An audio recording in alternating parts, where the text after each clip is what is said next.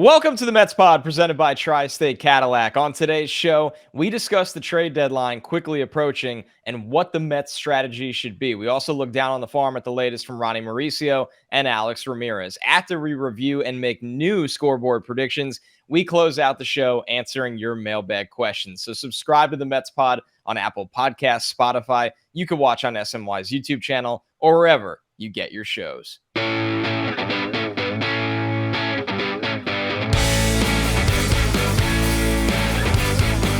What's up, everybody? Welcome to the Mets Pod presented by Tri-State Cadillac. This summer, step out of the office and into the iconic with Cadillac, where the Made to Move sales event provides all the inspiration needed to set your email status to away. Visit your Tri-State Cadillac showroom for the Made to Move sales event today. And here's your reminder to subscribe to the show at Apple Podcasts, Spotify.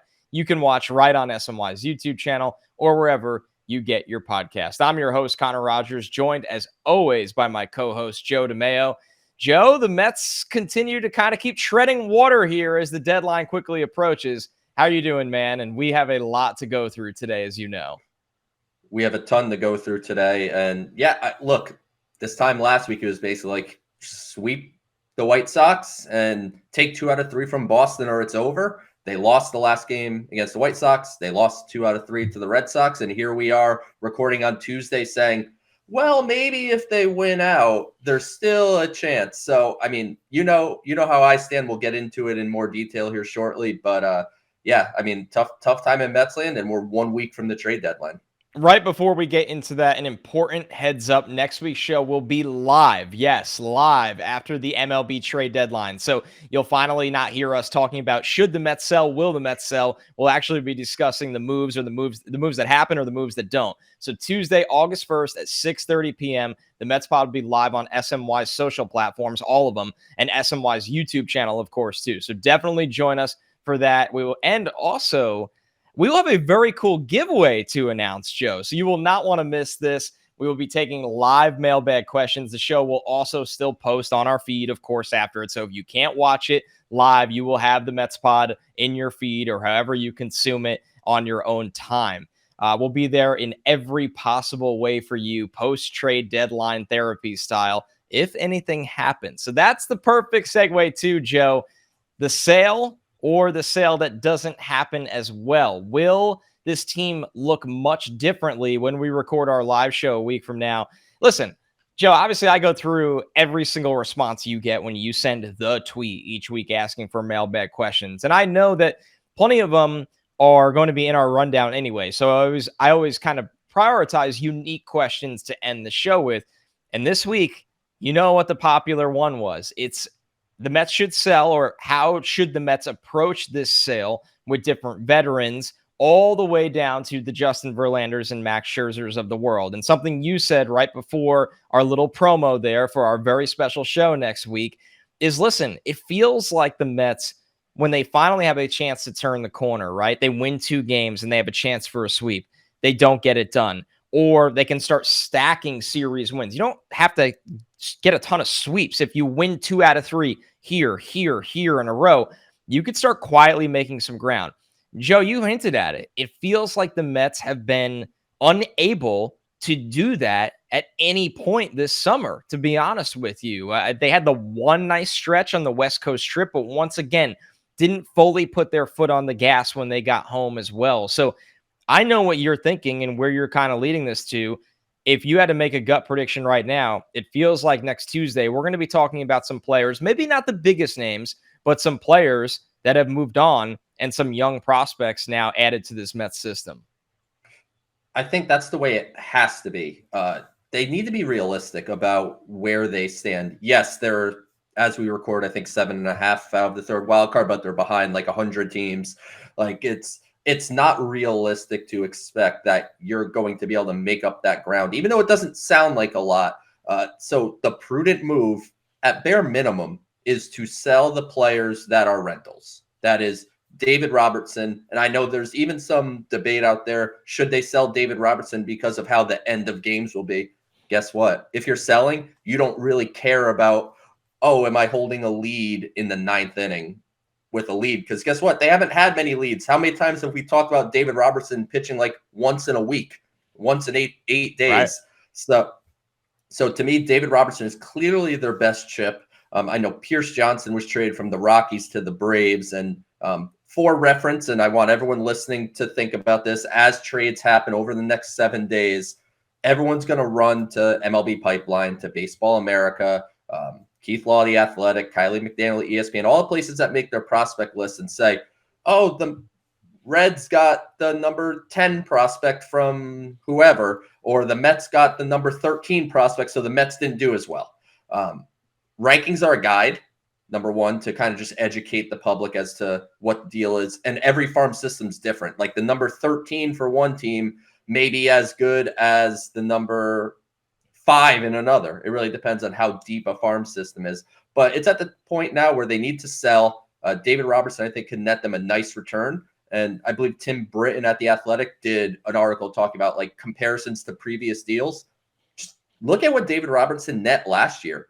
Ben Brown was a pitcher that I believe Baseball America had at the back part of the Phillies top 10. MLB Pipeline had him like between 15 and 20 or something. And then here we are a year later, and Ben Brown's the top 100 prospect in baseball. So I think you can look at a similar type of return for someone like Robertson. Tommy Pham, no-brainer to move. It seems there's interest in Mark Canha. That feels like a move you should make. You could listen on guys with a little control beyond this year with Omar Narvaez, who has a player option. Adam Ottavino has a player option. Brooks Raley, you and I kind of don't want to move, but No. I think it'd be irresponsible to not listen and see if there's a good enough offer. You could do that. Andy Martino, I'd mentioned Jose Quintana could potentially be on the block. Carlos Carrasco, if you pay down his salary, maybe someone will give you a little something. I don't envision this wholesale change where they're going to sell off 8 guys, because even if they're not quote unquote contending, like you still need to field the team every day. And I think they'd be a little hard pressed to field the team if they traded away like everything. But I think you start with Robertson, Pham, Canha, and take it from there. Like to me, those feel like the 3 you should move. And then from there, we could talk bigger picture with Max and Verlander, et cetera. But that's kind of where I stand. They have to sell. I'm with you. The only one, this is kind of just playing devil's advocate, I think here, Joe. The case of not trading David Robertson, and I've been with you all the way. I think most Mets fans feel this way. He's the most valuable guy you can trade that is on an expiring contract where you almost feel like you have to. If the returns are not there, and you engage with Robertson after his quotes, and I'll get to that in a second, that you feel like it's almost a lock he would return on another 1-year deal, that's the only scenario where I probably don't move him. Where he, for what I'm referencing, Robertson, was asked about the trade deadline, and he does not really have interest in going anywhere. He explained how much of a disaster it is for your family, for you, what hotel you have to go to, packing up. This is a dude that's played in New York plenty, even outside of the Mets organization. It feels like he is very, very happy within the Mets organization. And listen, once again, I'm emphasizing, if there is a B-level prospect coming back, then trade David Robertson. It's as simple as that, a decent level prospect. But if the market out there just doesn't bite the way it did for him in a mold of last year, then I would try to start to figure out, okay, is there a world where we're going to keep him this year and he's almost a 90% chance that he's back with us next year as well? Because the Mets need a bullpen next year, right? That brings us to the Brooks Raley conversation of why you and I are open to listening, but so hesitant to move him in any kind of deal. The Mets need high leverage arms next year. Edwin Diaz will be pitching next year. After that, yeah, Adam Ottavino is probably back, but he has not been a high leverage arm this year. He's not pitched like he did in 2022. Drew Smith has taken way too many steps back, a guy that we kind of hoped would grow into a higher leverage role. It gets scary really quickly, and this is not a farm system that is just stockpiled with reliever arms. So that's the argument for keeping Brooks Raley, and the mini argument for Robertson is if there's just nothing out there, how do you go to plan B and figure out how that guy's around beyond this year? But like you said, with Pham, Canha for sure, it feels like those guys will be on the move. They will be rentals for somebody. I think the bigger conversation here is, Joe, does anything surprise us? Because if Robertson, Canha, or Pham are moved, there's an expectation that they will be. Is there a world out there where the Scherzers, the Verlanders of the world, and I've been very anti-trading Verlander, and we can get deeper into that. obviously Pete Alonso is not going anywhere, but is there a name out there that gets moved and you kind of perk up because that's a big name with a big contract and there are big expectations beyond this year for that player with the Mets? It would be Verlander, even though, like, I guess that in a way wouldn't be a surprise because it's been talked about so much over the last couple weeks. But for me, it would be Verlander because he is under legitimate control next year. Because when you think about Max Scherzer, and I got some clarity on this, a lot of people are like, oh, if the Mets want to trade Max Scherzer, they just eat his money this year and they eat some percentage of the money next year and you get something for him. Well, Max Scherzer doesn't have guaranteed money for next year. So the Mets are actually not allowed to eat theoretical money because Max could technically decline his player option. I guess the only way the Mets could potentially eat money next year is if they did like they redid his contract and made it into a guaranteed year, then traded it to a team and then ate the money. But as the contract is currently constructed, the Mets are only allowed to eat guaranteed money and buyout money. So they could eat the buyout of an option, but they can't eat theoretical money. So I think that makes Max Scherzer, like, that's an extra layer of complication if you want to trade him. It's not performing well. It's not guaranteed money for next year, so you can't pick that up. And that means how many teams want a $43 million Max Scherzer? Whereas on Verlander's side, if you really wanted to, you could eat his money this year and eat a chunk of next year because next year is guaranteed money for Verlander. I'm with you. I would not trade Verlander. I still, like, even though his numbers aren't fantastic, I still feel like every time he goes out, this is going to be the start where Justin Verlander does what Justin Verlander does. I still feel good about him. In order for me to eat, because when you think about it, a lot of fans are just like, eat the money. Who cares? Right. Like, he's owed $14 million or so the rest of this season, and then 43 next year. So if you're quote unquote buying prospects, like, what kind of prospect are you going to get if you do 14 this year, and then even if you did like half of next year, or you did 20 million, or you did something like that, you're buying like a $35 million prospect and paying some for Verlander to go somewhere else and having to replace him in the rotation. So like a couple of weeks ago, I said, it's probably not that hard to move one of them. The more time is going on, the more I've learned, and the more that I kind of like go crazy in my head thinking about this kind of stuff, it seems improbable that they would get the perfect combination of really good return while also not eating too much of the money where it's not worth what you're giving up. Because it's good to eat money for prospects, but you also don't want to pay $30 million for, a couple B-level prospects. Like, you're going to need something very legitimate. And is there a team out there that's willing to give that up for 41-year-old Justin Verlander? And as we sit here and record this right before the mini series against the Yankees, Joe, to your point, we've done the dance around. Like, we think this is the turning point for Verlander, and then it goes back down the roller coaster. I mean, you look at the last 5 starts, maybe this really is it right now, right? You look at the last 5 starts. I mean, he's given up 6 total earned runs in the last 5 starts. He has pitched 8 innings in one of those starts, 7 innings in another, 6 innings in another. So Verlander's not washed up. I mean, it's as simple as that. Verlander had a really slow start to the season because of the injury. He's a guy that maybe is affected by the pitch clock, but the Mets need arms next year. And I understand it's an exciting free agent class, but I want Justin Verlander on the Mets for the 2024 season with arms added. But Verlander, Senga, we'll see what happens with Quintana. He's another interesting name. I think the guy, and you mentioned the difficulty of it, that makes the most sense to move, that is a high-profile player, is Max Scherzer, because we have seen the long ball just absolutely devastate Scherzer this year. And I don't know how much trust there is in Scherzer next year, assuming he opts into his player option. And for that amount of money, why wouldn't you? So I understand why teams are keeping an eye on Verlander, because the Mets have a lot of money to basically give you him where you don't have to pay him $1, and he's still an effective pitcher, right? An ERA below a 3.5, but I don't know how much sense that makes for the Mets, especially when I highly doubt an A-level prospect would be coming back. I mean, right, Joe? Like, there's not really a scenario where the Mets come away with an A-level prospect at this deadline, even if they packaged a guy like Robertson with a Pham, or I guess with a Canna. I know the answer to that one. It just seems like it's a lot of mid-tier kind of options. Yeah, I think that's the most likely scenario. I mean, if you really think about it, it's very rare at a trade deadline that quote unquote A prospects are dealt. But the Mets a lot of people for Javi Baez. Sorry. I don't want to. I don't even want to get into that. But hey, they were on the other side once too with Zach Wheeler. So like, I guess you Yes, no win doubt. some, you No lose doubt. some.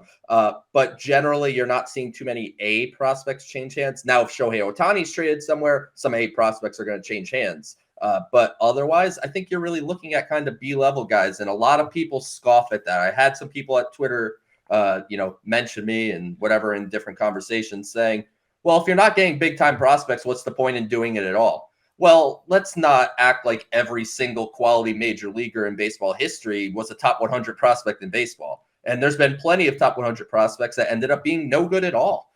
So obviously there's a hit and miss rate. What you're looking for when you're a team trying to acquire prospects, they're not going on MLB pipeline and being like, I wonder what the Giants number 7 prospect looks like. And like, they have their own scouts seeing everything. They're looking at data beyond what you and I know. So if you got to try to have some trust. I know it's very hard to do given where the Mets are at currently, but you have to try to have some trust in the scouts, in the new analytics department to identify the proper pieces, because you're not getting big time prospects, which means you need to identify something in one of these B or C level prospects that you're like, that's a good working point, and we could do this, this, and this, and then maybe he jumps up to from a C to a B or a B to an A, because there are prospects that aren't top 100 and become top 100. So Ben Brown example from last year. So yeah, I doubt you're getting some premium prospect, but if you're trading Verlander and a bunch of cash, like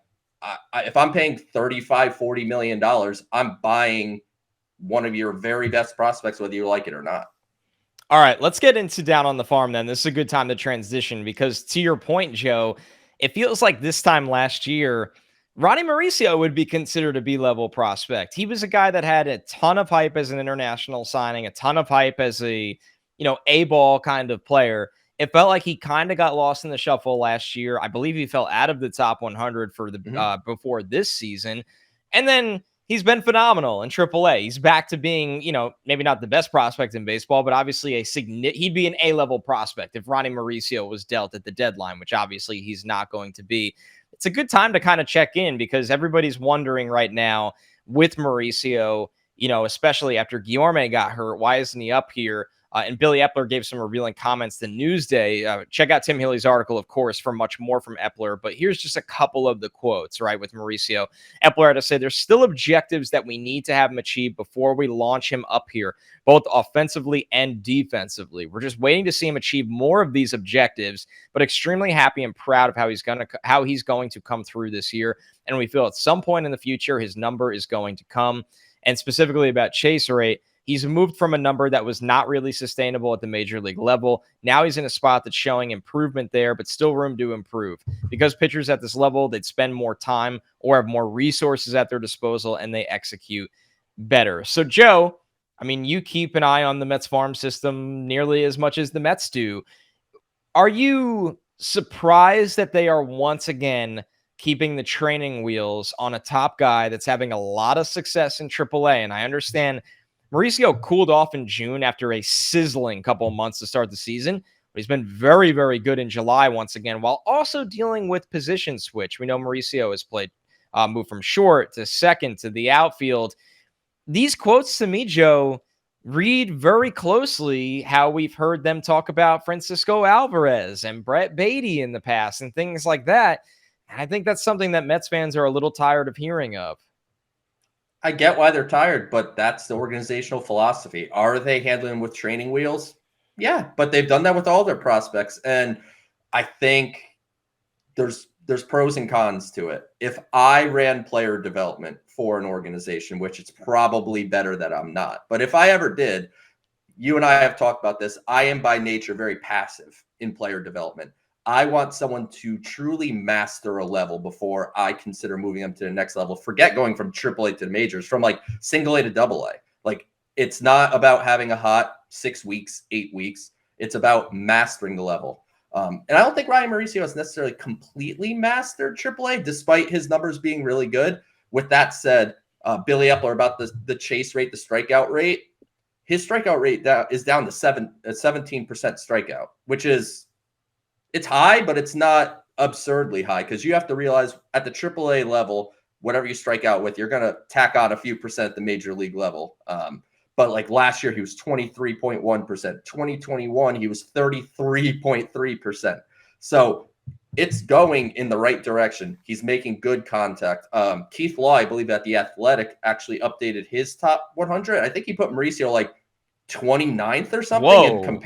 and compared him to Alfonso Soriano, which is interesting. They both very long-limbed guys that were shortstops, became second baseman, became outfielders. So kind of an interesting comparison.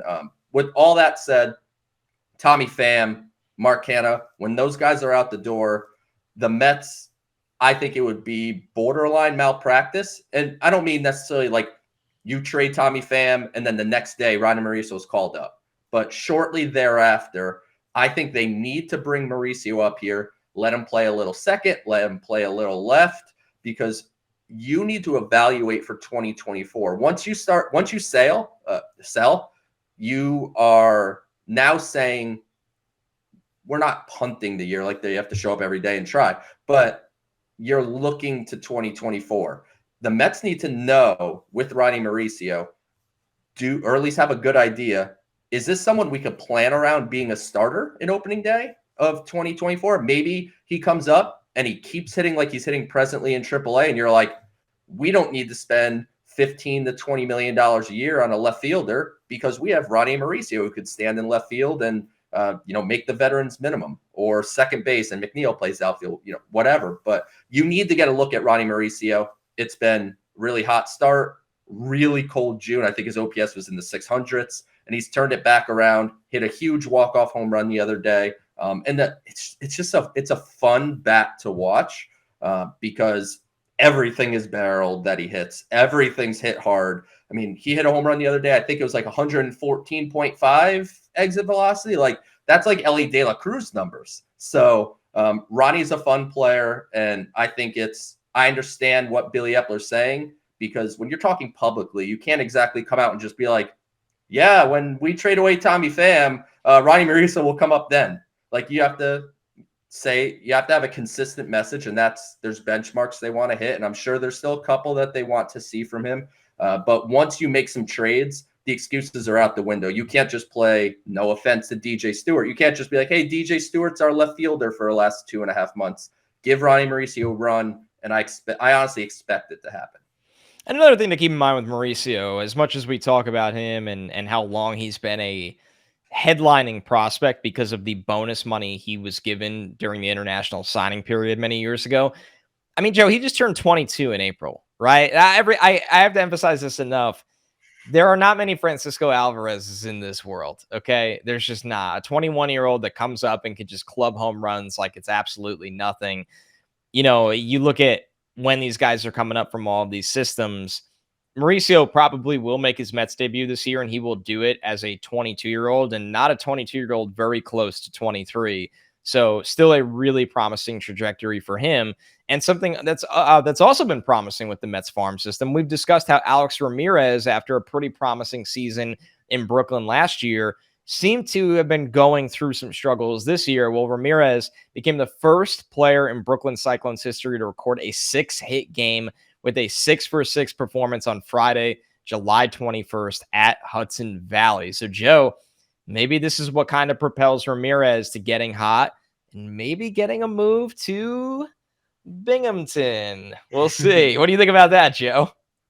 I mean, it's been a real tough go for Alex Ramirez this year. There's no way around it. Nothing's been particularly good. He's flashed, obviously, the tools here and there, but it's just not nearly consistent enough. The 6-hit game was awesome, which there's all like Brooklyn records being set. Like he set that record. I think Blade Tidwell set like the single season strikeout record. Granted, Brooklyn just kind of recently became a full season team. Omar De Los Santos set the stolen base record. Like all that's happened in like the last week. But Alex Ramirez just needs to take the tools that he has, which are average to above average across the board. He can do a little bit of everything. He needs to put it together in game action, because there's been, I hate to say it, there's been a ton of Alex Ramirez's over the years that they have the raw tools, but if you can't put it into game action, the tools are meaningless. So I still have hope for him. I didn't ding him too hard in my rankings, but I did drop him behind Ronny Mauricio and Jet Williams at this time. because those guys are having obviously better years, and Ramirez has to show me something. And in the second half, having that 6-hit game was really great to see. And, hopefully, like you said, Connor, that's a propelling point of get Ramirez just back on track. He doesn't need to see AA this year, though. Obviously, I'm going to pop for the shirt every time you pull it up. But I don't. Yeah, for those listening, that why I sounded so weird, I did hold up a Binghamton shirt. So I apologize to those that are audio only. I often forget about them too much. Hey, go on YouTube. We made commercials. I saw it on TV. That was really cool.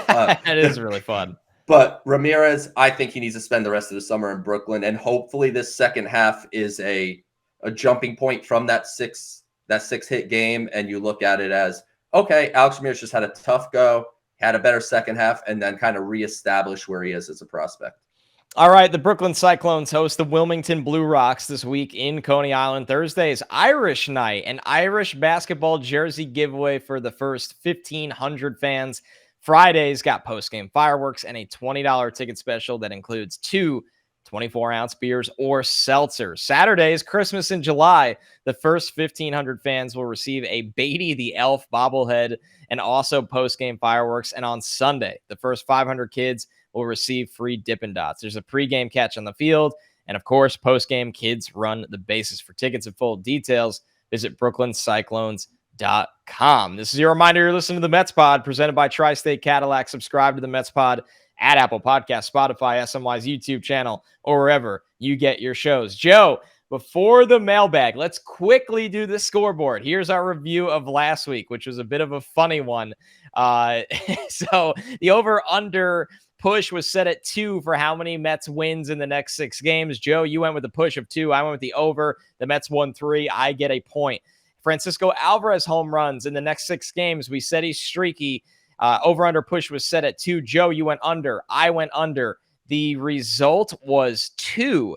Alvarez, I believe, did that immediately after we recorded the show. Yes, no points for either of us. Jose Quintana's debut, how many innings? Over-under push was set at 4. Joe, you went over. I went push 5. Good job, Joe. Point for you. Is Max Scherzer's next start a quality start? Joe, you said yes. I said yes. The result was no. No points for either of us. This is a brutal week. Our last one is Justin Verlander's next start a quality start. We said no, and he had one. No points awarded. So good week for Verlander, bad week for Max. We each walk away with 1 point on the season. Joe, you have 11. I have 12. My 1-point lead continues.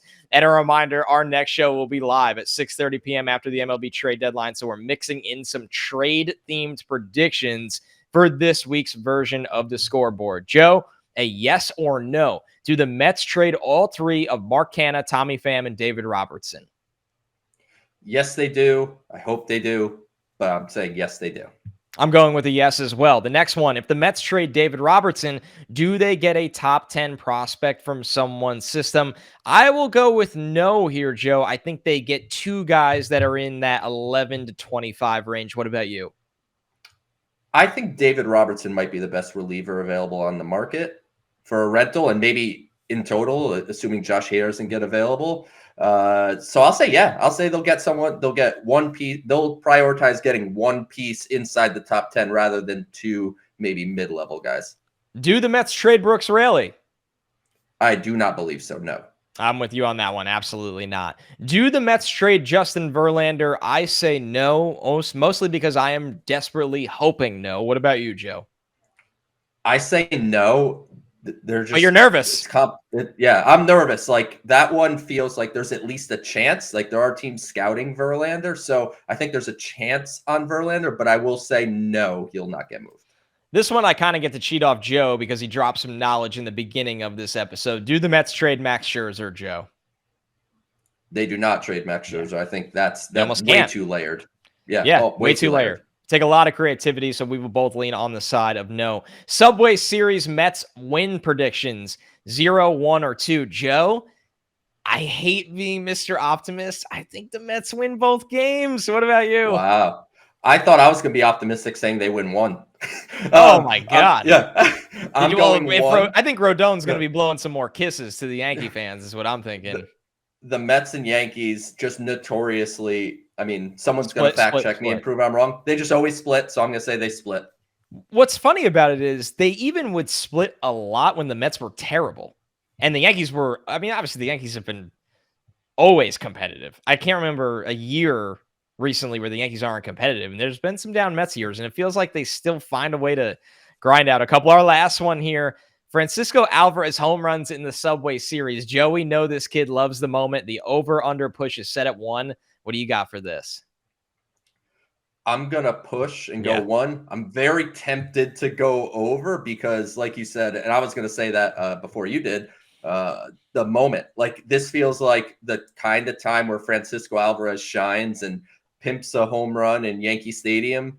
So I'll say he gets one of them, but it wouldn't shock me if it was 2 or 3. I'm going to push as well. I think this kid gets a little wide-eyed at Yankee Stadium, and you know, when he swings for the home run, you could tell. Yeah. And Gary does a great job on the broadcast, always, you know, really explaining, oh, like, as his home run cut. I think we're going to see a lot of home run cuts from Alvarez first time in Yankee Stadium. Hopefully, Joe, we have a much better week on the scoreboard because, honestly, it can't get much worse than what we did last week, each walking away with 1 point. Tweet at us, of course, your scoreboard predictions as well. Get in on the action. We love when you guys tweet at us. When you laugh at us, we've gotten some great tweets as well. People like, I agreed with you guys, and we were all wrong. Let's close this thing out with the mailbag questions. And Joe, this is something that you touched on a couple of segments ago, but I think it warrants a longer discussion. This is from Zach Levy. He said, if the Mets are sellers, will they call up Ronny Mauricio after the deadline? So I will kind of alter this, Joe. If the Mets are sellers, hint, we think they will be, when we think it'll be at least 2 position players that should clear some room. What is the plan for Ronny Mauricio? I would imagine the plan is to let him play a little second, play a little left. I think exactly what he's doing in AAA right now. He's been playing much more left than second lately. So I would imagine you'd try to give him an extended look there. But on a day where McNeil needs to play in the outfield, depending on when Starling Marte is back, because that's another factor too. Starling Marte is on the IL. So if you trade 2 outfilders, you still need 3 outfielders to play. So I do think if works. Yeah. So I think if Mauricio came up, I think you'd see him largely in left field, but he would definitely sprinkle some time at second base as well. And because I think they should want to evaluate him everywhere that he plays except shortstop. Like, once he's here, he shouldn't play shortstop once unless something were to happen to Francisco Lindor. Like, I don't want to give Lindor a day off to play Mauricio at short. So second base, left field mix. Lean more towards left field. Second base really hasn't gone so well in AAA, and left field's not going fantastic either. But why do you think that is? Going a little better. Don't guys usually transition pretty well from shortstop to second base? You would think so. It's largely considered kind of an easier position, but I don't know. It's just one of those things that some people are more comfortable on one side of the diamond than the other. Like, he could be just like, you often will hear players described as like a left side player, where like they play short, they play third, they play left. Maybe it's the angle of where something's coming out. They're not as comfortable. But left field's been okay. He's had his moments. He's had a couple outfield assists because he has a pretty good arm. So I have said for a while on this show that I've thought Ronny Mauricio was an outfielder, and this is the first time he's ever played it in his entire life. So it's obviously been a bit of an adjustment. And when he comes up, fans can temper their expectations. Like, you'll see some good plays, you'll probably see some bad plays, and you'll make fun of Ronny Mauricio a little bit. But he's learning the outfield kind of on the fly at the highest level of professional baseball. I mean, as a fan base, we've watched Lucas Duda and JD Davis play in the outfield. So I think it'll be a little better than Lucas Duda. I was at the game when Lucas Duda, like, it was a line drive hit the left, and Lucas Duda was like standing there as if like it was a liner right at him, and it was 20 feet over his head, and he just had to turn and chase it. I love when we sneak in trips down memory lane. The next question from longtime listener Steve Miller. Steve brings it every single week, and this time he did it again, Joe. Any changes to your thoughts of the Mets draft now that mostly everyone is signed? Did you think that they would get mostly everyone signed, Joe? Yeah, so as we record now here at 1:20 Eastern on Tuesday, the draft pick signing deadline is 5 p.m. Eastern today. So by the time any of you listen to this show, the draft pick deadline will have passed. And unless there's some kind of change of heart with with one of their picks. They're going to sign 20 of their 23, which is okay. They signed all of their high picks. Their 12th rounder, 18th rounder, and 19th rounder are the ones that have not signed as of this recording. We'll see if anything changes. But no, I don't think my opinion changes too much because I don't think, Brady Kurtner, Gavin Jones, and Christian Little were going to be guys that I fully expected to sign, or if I thought in the case of Kurtner, I thought he was going to sign. I don't think they would have been super highly ranked in the system. It's not like I would put out a new top 20. It's just like, got to rip up my top 20 now because the 18th rounder signed. So doesn't change my opinion too dramatically. Still a really strong class on paper. Feel good about what they did. And the guys that they don't sign, as evidenced by Brandon Sproat this year, keep an eye on Brady Kurtner from Virginia Tech next year. Keep an eye on Christian Little from LSU next year. And keep an eye on Gavin Jones, who's going to Texas Tech 3 years from now when he could be draft eligible again. The Mets have never been afraid to redraft guys. So these names, you may just hear them again. Yeah, the Mets clearly like what they like. And you know what? That's okay. Yeah. Listen, we got a lot of mailbag questions. I just wanted to kind of drop this in the middle here on David Stearns this week. I think a lot of Mets fans, but not all, plenty of kind of transitioned into what's the big picture future with this organization from a baseball leadership standpoint. This show will talk a lot about David Stearns when that time is appropriate. And I'm not just saying that he has to be hired for us to talk about him. As you guys know, Joe and I, this show never stops. We go so deep into the offseason. There, unfortunately, is a chance that the Mets are not in a race in September to make a playoff spot, and there might be more time. So we see the questions. We hear the questions. I think that deserves more than a 60-second mailbag answer because there's a lot to unpack with David Stearns and the Mets' entire organization from a baseball standpoint. So we see you guys. We're not ignoring the questions. We promise we will get there. But here is one on the entire system from Ethan Briggs. Looking down at the minors, how would you compare the system to a year ago? Has the money put into development actually seen successes? So the system is not as good as it was last year. You can't graduate the number one prospect in baseball or a top 5 prospect in baseball, a top 15 to 20 prospect in baseball, a guy like Mark Vientos. You can't graduate those guys off prospect lists and then be like, yeah, we're perfectly fine. The Mets system is simply not at that point yet. It takes years for that whole thing to come together. Like the Dodgers, they could call up their number 1 prospect and their number 2 guy is worth being the number 1 prospect in the system. The Mets are obviously working towards that, but there's been some clear-cut player development success stories. I think what Jet Williams has done has been fantastic. I think Ronny Mauricio, his turnaround and regaining that prospect stock, because there's been countless times in history where a guy's a really hot prospect in low minors, goes to the upper minors, loses his stock, and then just kind of fizzles away. Ronny Mauricio bounced back. On the pitching side, Blade Tidwell has been fantastic. I mean, he's a guy that I think should be talking top 100 list in the future. You saw Tyler Stewart, who still, I believe, leads all of minor league baseball in ERA. Christian, I can't say Christian. I don't know why, but Christian Scott has been, yeah, I guess so. Jeez. He's been fantastic, and he's made my top 10 prospect list. Mike Can you Vassell, spend a little time on him? Yeah. He's maybe the most unknown relevant Mets prospect, I would say right now. Christian Scott was a former 5th-round pick out of the University of Florida. He was a reliever in college, and the Mets did this with Tyler Stewart as well, where they drafted a reliever and morphed him into a starter. His stuff has ticked up a bit this year. He's up to 97 on the fastball, really good breaking ball. Needs work on the changeup, but he locates all of his pitches. He's made his way up to Double-A, where he's had great success so far in the early going. That third pitch is really going to decide what he can be. I don't think we're talking like, mid-upper rotation potential, but could be a number 4, number 5 guy. And if the changeup doesn't come along to where it needs to be, then, he could be a 2-pitch power reliever where maybe you take him in short spurts and that 94 to 97 becomes 96 to 98, or maybe he touches 99. Like, you have very often seen like those kind of easy projections. And when you look at how teams do it with relievers, like people have asked us on this show, you've asked it, we've talked about it. The Mets need to develop their own relievers. Well, most really good relievers in the major leagues, if you go and look, they were starters in the minor leagues that just couldn't get a third pitch or couldn't fix their control enough to last 5-6 innings and not throw too many pitches, so they get shifted to the pen. That's certainly a possibility for Christian Scott, but he has, in my opinion, emerged in a massive way from a guy that wasn't even considered for my top 20 this spring. Now he is number 10, and we'll see what that list looks like after the trade deadline.